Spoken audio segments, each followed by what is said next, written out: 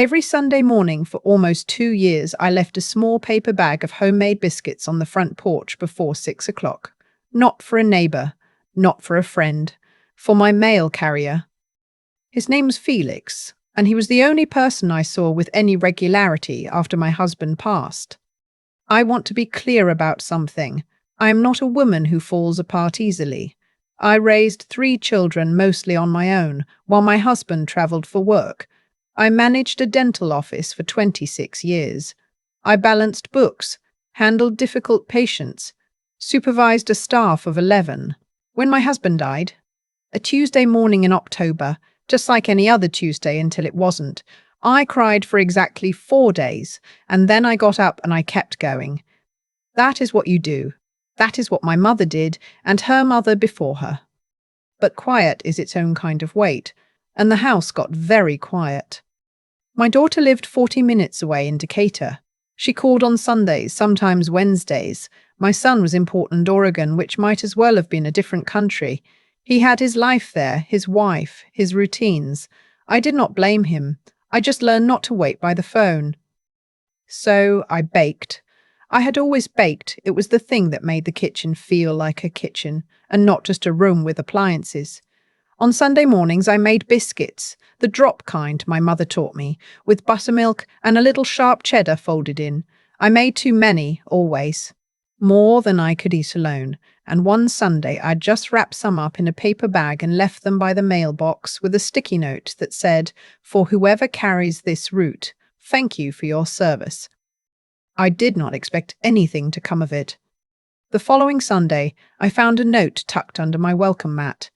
It said, "These were the best biscuits I've had since my grandmother's. Thank you, Mom. Felix." That was how it started. I began leaving the bag every Sunday without fail. Sometimes I added a little jar of honey or pepper jelly I'd put up myself. Felix began leaving notes, short ones at first, a thank you, a comment about the weather, a question about whether I used salted or unsalted butter, then longer ones. He was working on his associate's degree at night. His mother was in a memory care facility in Macon, and it was getting expensive. He had a daughter who was 6 and obsessed with dinosaurs. He wrote in the careful, deliberate print of someone who had learned that handwriting mattered. We never actually spoke. I leave for my morning walk at 7, and he came through while I was out. But I looked forward to those notes more than I wanted to admit. I saved them in the kitchen drawer, under the dish towels. I am 67 years old. I know how that sounds. A lonely widow getting attached to notes from her mail carrier. I am not embarrassed by it. When you reach a certain age, you learn to take warmth wherever it is honest. The Sunday I am about to tell you about was in the middle of February.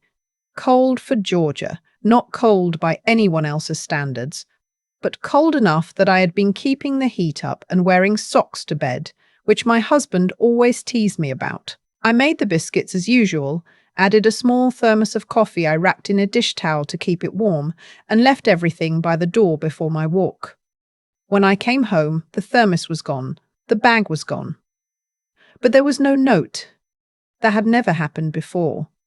I told myself it was nothing. He was probably just busy, maybe running behind. Maybe he had the coffee in one hand and simply forgot to pull out the notepad. I put it out of my mind and went about my day. But Monday came and went, and Tuesday, and on Wednesday I noticed something I cannot fully explain, a feeling more than an observation, though it became an observation too. My newspaper had been sitting in the same position on the porch for 2 days. I always brought it in by noon. I had forgotten because I had been distracted, because I had been trying not to think about the missing note. But the newspaper had been sitting there, slightly damp from Monday's rain, and it looked wrong. I stood on my porch for a long moment. I looked at the street. I looked at the house across from mine and 2 doors down, a beige colonial with a dark green door, the kind of house that looks like it hasn't changed in 30 years. My neighbor there, a man named Harlan, lived alone. We waved. That was all we had ever done. He was not unfriendly, just private. I had lived on this street for 22 years and did not know his last name. There was a car parked in front of his house that I did not recognize. A dark blue Buick, older model, with out-of-state plates. Tennessee, I thought, though I wasn't certain it had been there since at least Monday. I'm the kind of woman who notices things. My husband used to say I should have been a detective, the way I could walk into a room and know within 30 seconds if something had been moved. It is not a special gift. It is just the habit of paying attention, which most people give up somewhere in their 30s when they get too busy. I noticed the car. I noticed the angle of it, the way it was parked just slightly too close to Harlan's driveway, as if the driver had pulled in quickly and not bothered to straighten out. I noticed that the car was there in the morning when I left for my walk, and there in the evening when I looked out the kitchen window. I went back inside and I told myself I was being foolish. Thursday morning I found a note, but it was not from Felix. It was folded in half, tucked under the little clay pot I keep by the front door, the one with the fake rosemary in it because I can never keep the real thing alive. The note was written on the back of what looked like a grocery receipt, in handwriting I did not recognize. It said, "Don't leave things on the porch for a while. I'll explain when I can." That was all. No signature. My hands were not entirely steady when I read it a second time. I want to tell you that I stayed calm and thought it through logically. Partly I did, but partly I just stood there in my doorway in my socks and my robe with the grocery receipt in my hand, feeling something I had not felt in a long time, which was genuinely frightened. I called my daughter. She did not pick up. It was early, she was probably getting the kids ready for school. I left a message that I'm sure sounded more casual than I felt, because I did not want to alarm her over something that might be nothing. Then I sat down at the kitchen table with my coffee, and I thought, the handwriting on the note was not Felix's careful print. But Felix knew where the clay pot was. He knew my porch, and he had been here Sunday, had taken the biscuits and the coffee, and had not left a note. He had left this note instead, or someone had. And the car with the Tennessee plates had been parked across the street since at least Monday. I am not a woman who calls the police over a feeling and a grocery receipt. I have lived long enough to know that feelings are data, but they are not evidence. So I waited. Felix came on Friday. I had positioned myself in the front room with a book I wasn't reading, and when I saw the mail truck come down the street, I went to the door. I opened it before he reached the porch. He startled. Jumped back a little, actually, which told me he was already on edge. He was younger than I had pictured.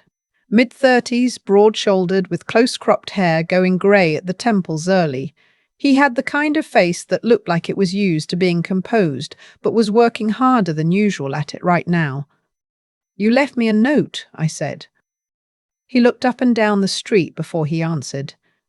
Just quickly, the way you do when you're trying to look like you're not doing it. "Yes, Mom," he said. "I'm sorry. I should have explained better. I didn't want to alarm you." "I'm already alarmed," I said. "Come in and tell me what's going on." He hesitated, glanced at the mailbag. "Felix," I said, and I said it the way I used to say my children's names when there was no more room for argument. He came inside. We sat at the kitchen table. I poured him coffee without asking. He wrapped both hands around the mug and took a breath and told me. He had been coming through the route 2 Sundays ago. The Sunday the note went missing, when he noticed the man in the Buick. The car had been there the previous Sunday too, he said, but he hadn't thought much of it. This time, the man was sitting in the driver's seat, not doing anything, just watching the houses. That alone wasn't unusual. But what Felix noticed, what made him slow down without being obvious about it, was that the man's eyes tracked to my house specifically when Felix came up the walk. Felix had lived in this neighborhood long enough. He'd been on this route for 4 years to know who belonged. He didn't recognize this man. He came back the following Wednesday on his lunch break, drove through in his personal car. The Buick was still there, different spot, but the same car. "I didn't want to say anything until I was sure," he said. "I didn't want to scare you for nothing." "I've been scared for nothing before," I said. "It passes, what else?" He looked at the table for a moment. I asked around. One of the guys who does the route over on Millbridge, he told me there was a break-in on that street in January. Single woman, lived alone, They took her safe, somehow knew where it was, waited until she was gone for the day. I set my mug down.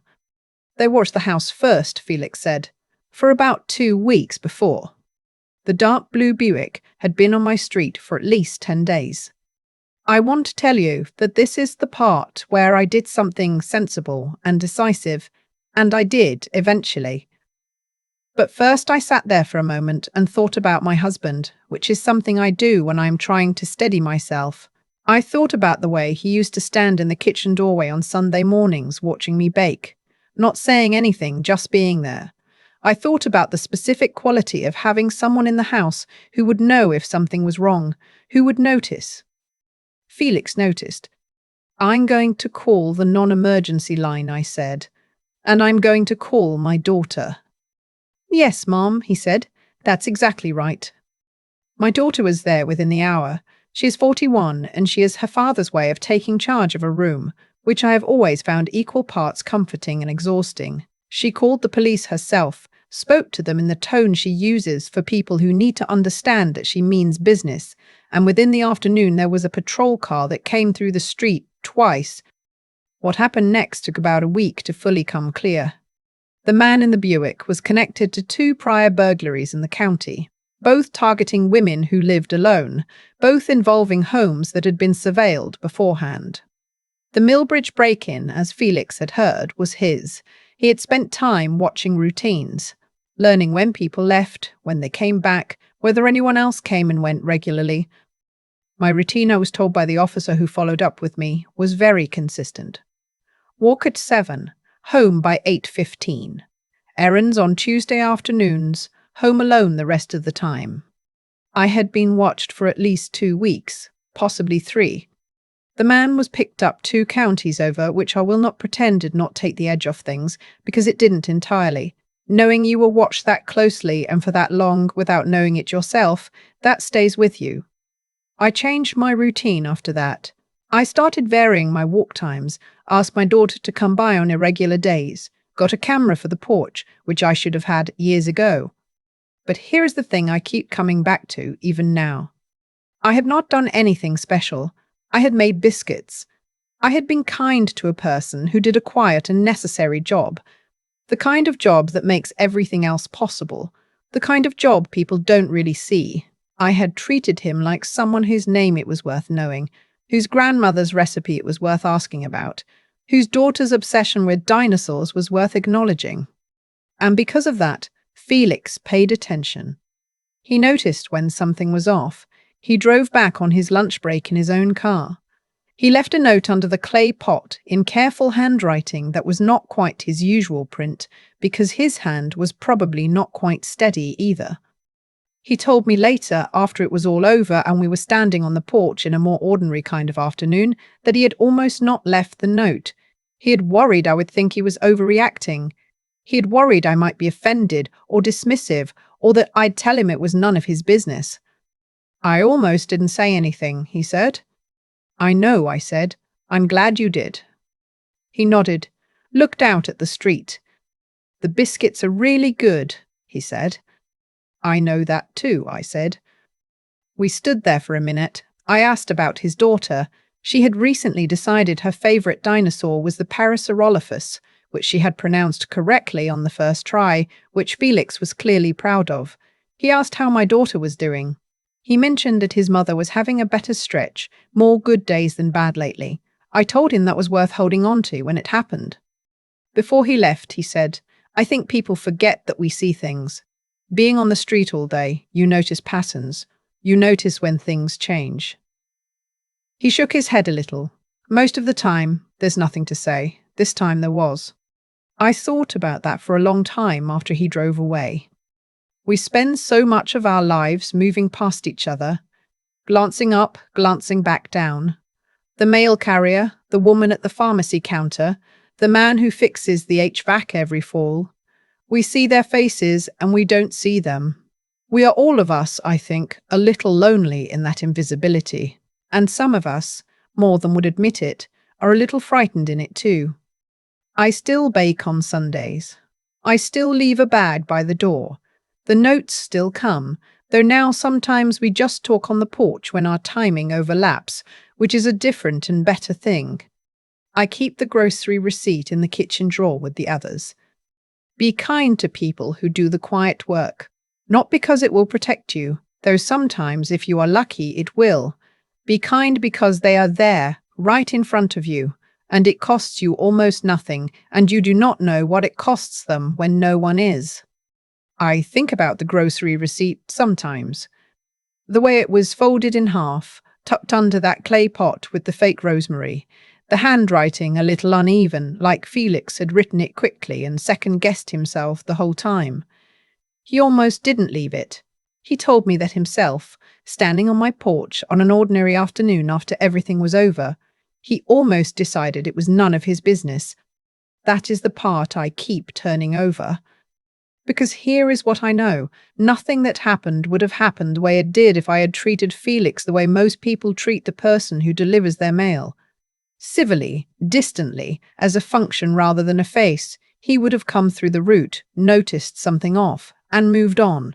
It would not have been his place to intervene. He would have had no reason to drive back on his lunch break. He would have had no reason to leave a note at all. But kindness creates a kind of accountability between people. Not obligation, that is a different thing entirely, and a heavier one. This was something quieter. Something more like, I see you, and so I will not look away when looking away would be easier. That is what Felix did. And he did it because for 2 years I had done a small version of the same for him. That is not luck, that is cause and effect, playing out the way it almost always does, just slowly enough that most people miss the connection. What I learned from all of it, and I had 67 years of living before this taught me anything new, so I say this carefully, is that paying attention is a form of character. Felix paid attention because he was that kind of man. He noticed patterns on his route the way my mother noticed when a neighbor's lights had been off too long. That habit of observation is not passive. It takes something. It takes a willingness to stay present in work that most people treat as invisible, to care about the details of a street and the people on it, even when no one is watching you care. That is a kind of integrity that doesn't announce itself. And it takes something else, too, the steadiness to act on what you notice. Felix could have dismissed the feeling. He could have told himself he was reading too much into a parked car, a man sitting quietly, a woman who probably had no idea and would probably prefer to keep it that way. A lot of people make that choice. It is easier. He made the harder one instead. He came back. He wrote the note. He sat at my kitchen table and told me something I needed to know, even though telling me cost him something. I think about the people in my life who have that quality, the ones who don't flinch from the difficult thing, when the difficult thing is the right thing. My husband had it. My daughter has it.